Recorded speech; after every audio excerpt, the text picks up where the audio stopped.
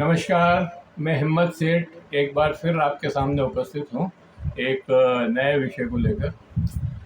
दोस्तों, आप ये तो देख ही रहे हैं कि हमारे देश में बहुत तेज़ी से कई तरह की बीमारियां एक साथ बढ़ रही हैं। कभी डेंगू हो जाता है, कभी चिकनगुनिया हो जाता है, कभी डायबिटीज़ हो जाती है, कभी किसी का बीपी हाई हो जाता है, किसी को हार्ट अटैक हो जाता है। और इनका सबसे मेन जो कारण है वो है हमारे खान पान का सिस्टम। और वो खान पान का सिस्टम मतलब हम जो भोजन करते हैं उसमें इतना ज़्यादा पेस्टिसाइड और इंसेक्टिसाइड होता है, और जो फर्टिलाइज़र जो हमारे उन फसलों में डालते हैं उनका केमिकल होता है, उससे हमारा स्वास्थ्य जो है गड़बड़ हो जाता है। और वो गड़बड़ी मतलब ठीक नहीं होती है, और फिर हमको हॉस्पिटल जाना पड़ता है और हॉस्पिटल से दवाइयाँ लेनी पड़ती है। और दवाइयाँ का भी जब तक आप दवाई लेते हो तब तक वो ठीक है, क्योर नहीं होता है। जैसे बीपी की है, बीपी अगर आपको हाई बीपी हो गया कभी या लोअर बीपी मतलब हो गया, तो आपको ज़िंदगी भर वो एक टेबलेट तो लेनी ही पड़ेगी। वो उसका कोई क्योर ही नहीं है। हमारी आयुर्वेद में भी और अपने एलोपैथी में भी कोई क्योर नहीं है। आपको ज़िंदगी भर दवाई लेनी पड़ेगी। और इसकी वजह से बहुत सारे बाबाओं ने अपना व्यापार बढ़ा लिया है। जैसे रामदेव बाबा, वो बहुत दावा करते हैं कि मैं कैंसर का इलाज कर देता हूँ, मैं बीपी का इलाज कर देता हूँ, दवाइयाँ छुड़वा देता हूँ। लेकिन उनके यहाँ जाने वाले भी कई लोग मारे गए हैं। और अभी वो जो कोविड हुआ था, कोविड में उन्होंने एक दावा कर दिया, हमने ये कोविड की दवाई बनाई है और इससे जो है कोविड होगा ही नहीं किसी को, और उससे काफ़ी लोग फिर मरे भी, परेशान भी हुए। तो इस तरह का जो खेल हो रहा है उसको समझने की ज़रूरत है, और उसको कैसे समझ सकते हैं और हम क्या कर सकते हैं प्रिवेंटिवली, मतलब दवाई मतलब हमको रोग ना हो उसके लिए हम क्या क्या चीज़ों का मतलब ध्यान रखें या उपयोग करें कि जिसकी वजह से हमें वो बीमारियां नहीं हो, बीमारियां पकड़े ही नहीं हमें। तो उसके लिए आज मैंने डॉक्टर के एस मोगरा साहब को बुलाया है। डॉक्टर के एस मोगरा आर.एन.टी मेडिकल कॉलेज से ही आज से 50 साल पहले कभी MBBS किए हुए थे। 40-50 साल के इनका वो एक्सपीरियंस है। पालनपुर जैसे बड़े गुजरात के बड़े शहर में आपने प्रैक्टिस की है वहाँ पर, और इन सब चीज़ों का आपको काफ़ी अच्छा ज्ञान है, नॉलेज है। तो मैंने डॉक्टर साहब से रिक्वेस्ट की कि भाई हमारे दर्शकों को भी आप बताएं कि प्रिवेंटिव मेजर्स क्या लें कि जिससे ये दवाइयाँ ना लेनी पड़े, और लेनी पड़े तो बहुत कम लेनी पड़े, बीमारियाँ नहीं हो, अस्पताल ज़्यादा खोलने की ज़रूरत ना पड़े। इस तरह का हम क्या कर सकते हैं। तो मैं बीच में न रहते हुए डॉक्टर साहब से मैं निवेदन करता हूँ कि आपको ये सारी जानकारी दें कि हम क्या क्या कर सकते हैं जिससे हमें ये बीमारियां नहीं घेरें। उसके पहले कि मैं डॉक्टर साहब को ये दूँ, मैं आपसे एक अपील करना चाहता हूँ कि अगर आपने अभी तक भी महावीर समता संदेश को सब्सक्राइब न किया है यूट्यूब चैनल को, तो सब्सक्राइब कर लें, बेल आइकन दबाना न भूलें। और दोस्तों, वीडियो अगर अच्छा लग रहे हैं तो लाइक करें, फॉरवर्ड करें, और लोगों को भी भेजें जिससे लोगों को, दूसरों को भी फ़ायदा हो। तो कमेंट बॉक्स में जाएं, कमेंट लिखें, सुझाव दें। आपके कमेंट और सुझाव हमें और बेहतर करने की ओर अग्रसर करेंगे। तो मैं डॉक्टर साहब, आपका बहुत बहुत स्वागत है हमारे इस यूट्यूब चैनल पर। और आपको हमने तकलीफ़ इसलिए दी कि आप हमारे दर्शकों को ये बताएं कि कैसे बिना दवाई लिए या प्रिवेंटिवली खान पान में थोड़ा ध्यान रखते हुए कैसे हम बीमारियों से दूर रह सकते हैं। तो डॉक्टर साहब, सभी दर्शकों को मेरा सादर नमस्कार। सेठ साहब ने बहुत ही अच्छा टॉपिक चुना, और मैं मानता हूँ कि जो हिंदुस्तान की पॉपुलेशन बढ़ रही है, शिक्षा का प्रसार हो रहा है, तो और दूसरे तो कम, लेकिन मेडिकल कॉलेज का भी बनना है। आज मेवाड़ में उदयपुर का ही उदाहरण ले तो RNT मेडिकल कॉलेज जो सरकारी है, उसके अलावा 5 मेडिकल कॉलेज प्राइवेट है। डेंटल और गिन लो तो और 3-4 और है। डेंटल तो बहुत ज़्यादा है। उससे क्या है कि प्रैक्टिस का स्तर बिगड़ रहा है, और जो MBBS MD सुपर स्पेशलिस्ट बनते हैं तो मोर और लेस ज़्यादा हिंदुस्तान की पब्लिक को उनके खर्चे, उनके इन्वेस्टिगेशन, उनका जो तौर तरीका है उसमें वो नहीं बैठते हैं, और फिर आगे से आगे पहुंचते हैं। तब तक बहुत से लोगों को अपने जीवन देना पड़ता है, क्योंकि वो लास्ट स्टेज में जाते हैं। लेकिन सबसे बड़ी बात है कि हमारी मेडिकल साइंस, चाहे वो डॉक्टर्स हो कि फार्मासिस्ट हो कि दूसरे सारी फैकल्टीज़ हैं, उनका प्रिवेंशन की तरफ ध्यान कम है। Prevention is better than cure, और प्रिवेंटिव साइंस MBBS में भी एक पूरा विषय होता है, पर उसको किसी भी वजह से, चाहे राजनीति का शिकार हुआ है वो, या वो बहुत मुश्किल है, या उसकी तरफ किसी का ध्यान नहीं है। आज हम कितनी दवाएं डाल के बीज को प्रिवेंट करना, फिर बीज को खेत तक पहुंचाना, और तब से दवा डालते डालते जब वो उसकी फसल लेते हैं तो फिर वापस कोल्ड स्टोरेज में जाते हैं, और साल भर वो अलग अलग भाव से बिकती है, और पूरे हिंदुस्तान में यहाँ से वहाँ, यहाँ से वहाँ इसकी तरफ जो एक बहुत ही अच्छा प्लानिंग होना चाहिए, तो प्लानिंग का बहुत अभाव दिखता है। और प्राइवेट मेडिकल कॉलेजेस जब होने से आजकल कोई इसका मेरिट का मापदंड भी नहीं रहा है। पैसा दो और एजुकेशन लो, और जो अभी जिस वे में 1 करोड़ रुपया, 1 करोड़ 2 करोड़, फिर पोस्ट ग्रेजुएट करने में भी पैसे, आगे से आगे एडमिशन नहीं मिले तो आजकल MBBS तो एक प्राइमरी हो गया, और MBBS के पास लोग जाते नहीं है कि वो सोचते हैं क्या है, लेकिन 60 70 80% बीमारी MBBS लेवल पे ठीक हो सकती है। और फिर वो निर्देश दे आपको कि भाई ये मेडिकल, सर्जिकल के, ऑप्थेल्मिक कि जिसको भी रेफ़र करें उसके पास जाएं, तो थोड़ा समय भी बचता है और पैसा बहुत बचता है। पर अब जो समाज जिस तरह से चल रहा है उसको कोई रोक नहीं सकता है।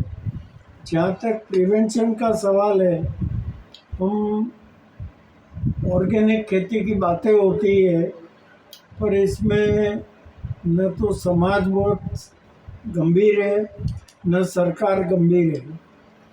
इसमें आज के ज़माने में मैं एक एग्ज़ाम्पल दूँ आपको, जो देवव्रत आचार्य जी गुजरात के राज्यपाल हैं, वो अभी उनको महाराष्ट्र का भी चार्ज दिया है।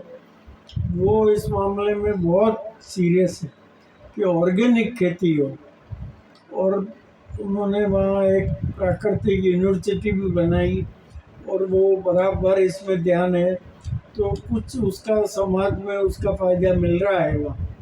तो राजस्थान में तो राजस्थान इतना बड़ा भौगोलिक क्षेत्र है कि किसी को पता नहीं कि यहाँ सीकर न धौलपुर न भरतपुर कितना दूर है, कि वहाँ क्या हो रहा है। जो कॉमन मैन है उनके अप्रोच के बाहर हो गया राजस्थान।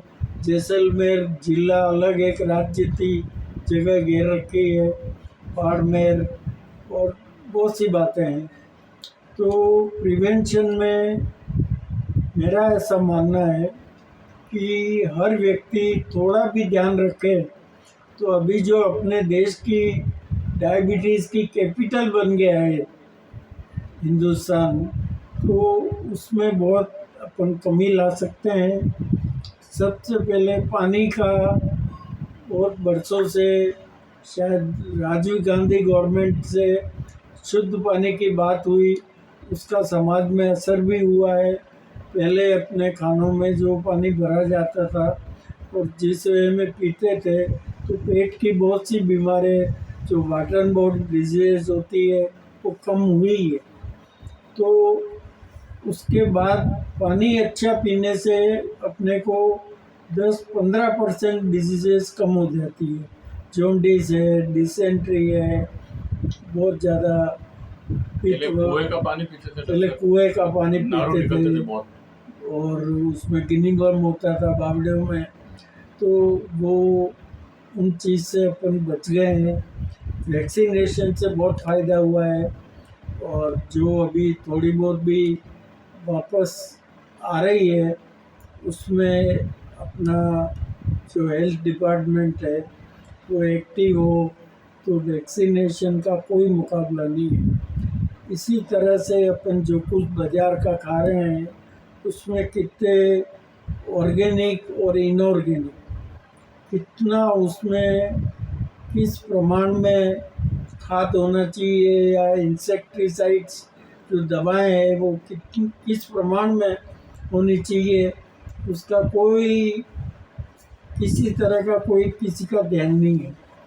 ये तो न- अलग बात है डॉक्टर साहब, लेकिन पाम ऑयल यूज हो रहा है और ये जो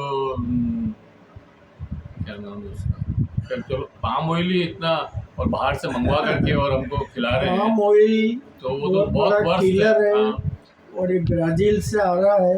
ब्राजील नहीं है, और अपने इंडोनेशिया और इंडोनेशिया, मलेशिया, ब्राज़ील, 2-4 कंट्री ऐसी मलेशिया, है कोरिया, ये इधर से कि आता है। वो अपने यहाँ आपको, जो हमारे प्रिय दर्शक हैं उनको आश्चर्य होगा कि कुछ दिनों से बड़े बड़े पेपर में एडवर्टाइज आता है कि शुद्ध तेल, एक ज़माना था कि शुद्ध घी चलता था, अब वो तो ठीक है, शुद्ध घी तो बहुत मुश्किल हो गया है, लेकिन शुद्ध तेल के पब्लिसिटी हो रही है और आपका फिर प्लास्टिक का दूसरे वेजिटेबल ऑयल्स में भी मिलाने की परमिशन दे दी है, मिलाने की permission. Palm palm oil oil को। हाँ, बहुत नुकसान करता है हेल्थ को, कैंसर तक हो लेकिन जाता है इससे तो। आप मेडिकल कॉलेज को ज़्यादा खोल रहे हो और बीमारी डायरेक्टली इनडायरेक्टली आप फैला रहे हो, तो ये रिवर्स बातें हैं। इतना खर्चा जब मेडिकल कॉलेज और डॉक्टर्स पे हो रहा है तो थोड़ा प्रिवेंटिव एस्पेक्ट में भी सरकार, सामाजिक संस्थाएं और बुद्धिजीवियों को ध्यान देना चाहिए कि भाई बीमारी कम हो, उसके बाद डॉक्टर का सवाल आएगा ना।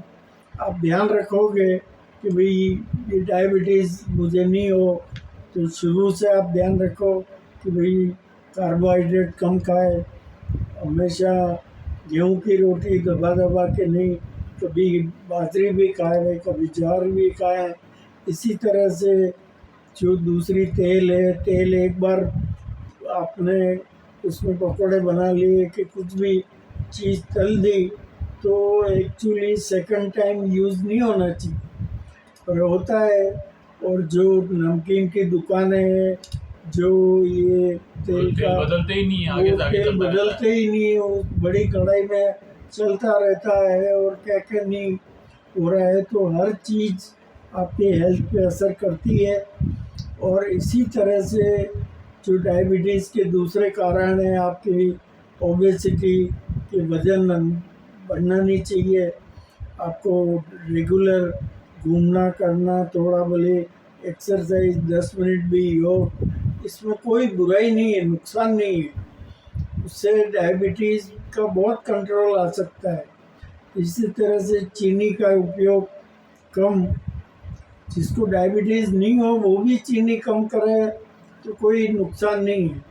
लेकिन इस तरफ अपना जब तक हेल्थ डिपार्टमेंट ज़्यादा एक्टिव नहीं हो, गांव में हर पीएचसी और जो डिस्पेंसरी गवर्नमेंट की वो इसकी तरफ ज़्यादा कॉन्शियस नहीं हो, तब तक जो जिन लोगों को ज़रूरत है इन सब एजुकेशन की, वो वहाँ तक अपना मैसेज नहीं पहुँचेगा। तो है। ये ऑर्गेनिक खेती संभव है डॉक्टर साहब? ऑर्गेनिक खेती संभव है, नहीं मतलब उतना जो प्रोडक्शन किसान जितना अभी होता है जो उससे किसान कर रहे हैं वो उनके डेटा जैसे आते हैं कि वो लाखों में कमा रहे हैं ऑर्गेनिक खेती से।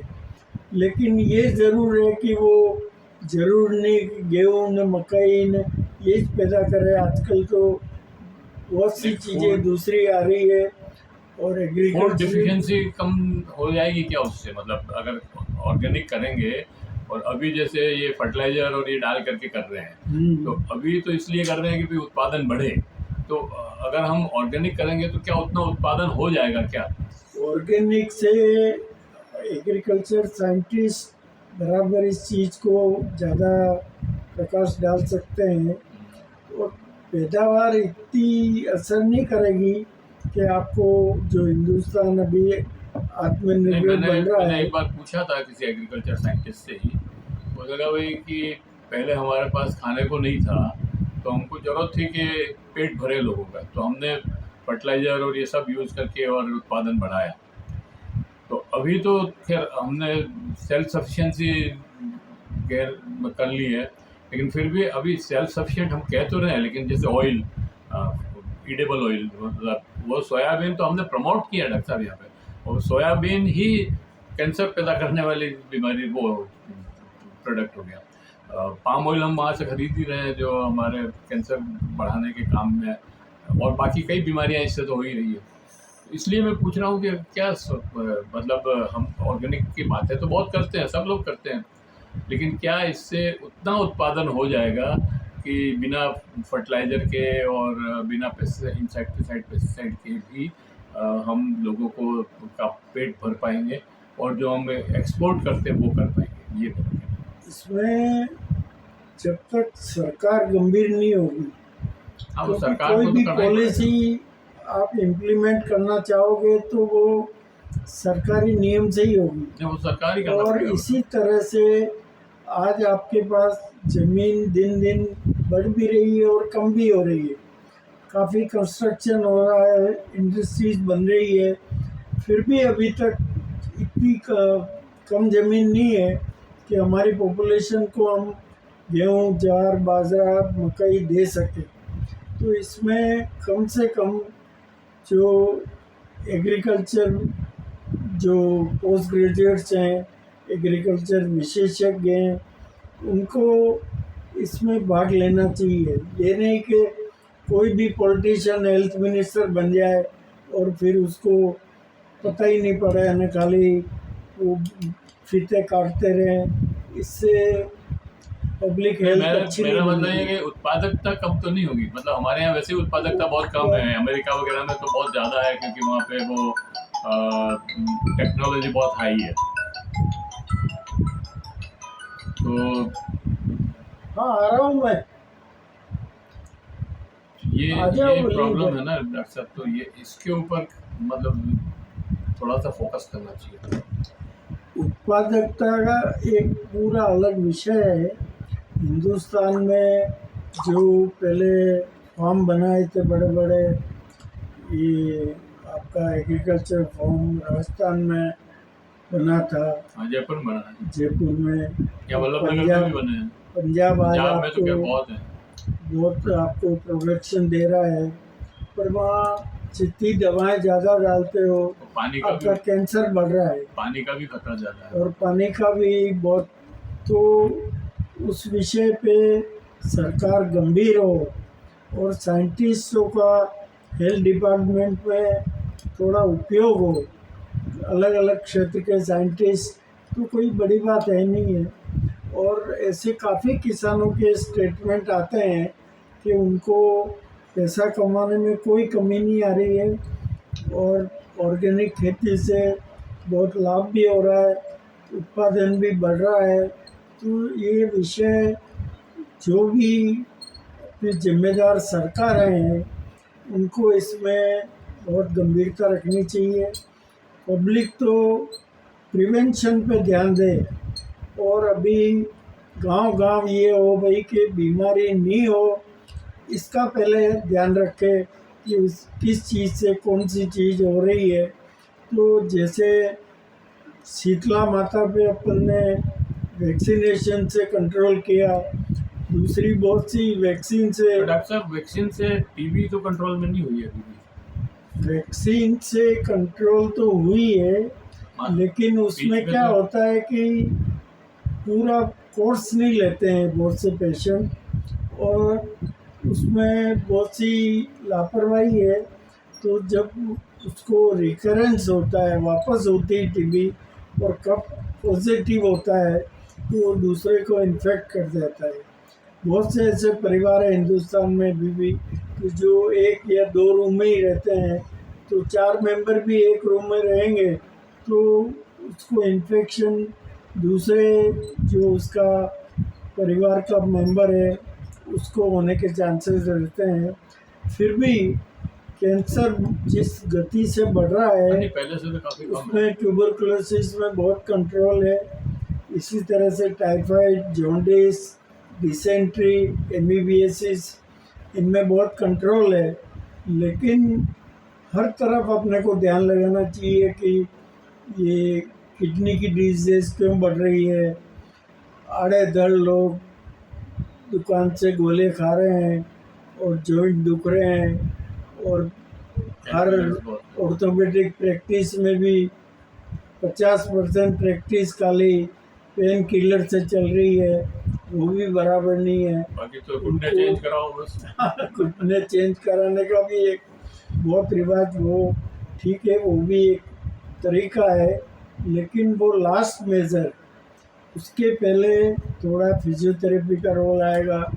आपके दूसरे जो कुछ गाँव में करते हैं, एक्सरसाइज है और मालिश है, इन चीज़ों से जॉइंट पेन, लिगामेंट्स और बॉडी एक में फ़र्क पड़ेगा।